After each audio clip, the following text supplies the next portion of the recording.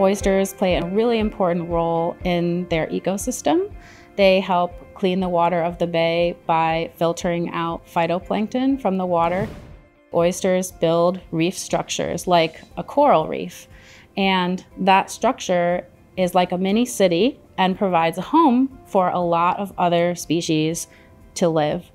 Submerged aquatic vegetation is an underwater plant that is different from algae, different from seaweed, because it has roots that attach it to the bottom. And submerged aquatic vegetation, or we call it SAV, is really important in the aquatic environment because it's habitat for a lot of different species that we care about, and it also can help filter the water. Shellfish have a calcium carbonate shell, and ocean acidification can affect how they make that shell. A thicker shell is going to be harder for an organism to get in and open them up and eat it. So we see as the environment becomes more acidic, their shells become lighter and they have less calcium carbonate.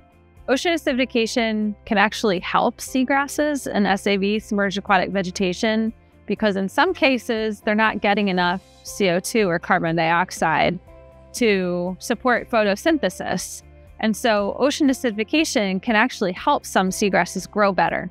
And ocean acidification is so bad or detrimental to so many organisms that live in the ocean and the coastal environment that the benefits that it can provide to some seagrasses are far outweighed by the negative consequences that it has for clams and oysters and other microscopic organisms that we really kind of depend on. In the coastal zone, we have very high biodiversity. So there are a lot of different species and they all depend on each other. So one species doesn't exist within a vacuum. So when you have a small krill or shrimp that is impacted by acidification and that population isn't growing, the different species that feed on the krill are also going to have trouble finding food. And if they can't find food, they can't grow. And if they can't grow, the species that consume them, like larger predators like sharks, seals, and sea lions, they're going to be impacted. So the average person should care about acidification for a couple of reasons, and one being food availability. The ocean provides a lot of seafood for the U.S. and a lot of jobs. Economically, it's about 1.7 million jobs and over $250 billion. Anyone who is going out into the water to either farm or harvest animals that we consider shellfish, that is going to be impacted. They're going to have a harder time doing that. Ultimately, what that does is it makes it so that a major food source, a protein-rich food source for a lot of people, is going to be less available.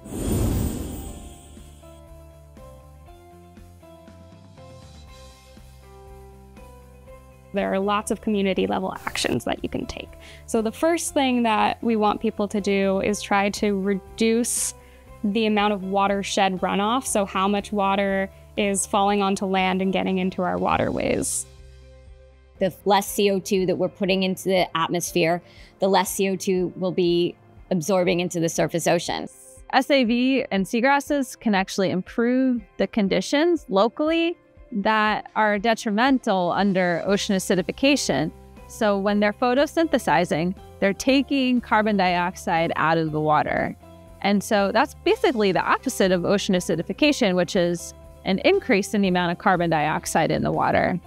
And so the pH then also increases, which makes it easier for organisms like clams and oysters to build their shells. I have a lot of hope about the future. There's no denying that humans are fundamentally changing the chemistry of our coastal waters, and we need to reduce our carbon emissions to reverse that. But oysters are surprisingly resilient to coastal acidification, and that gives me hope.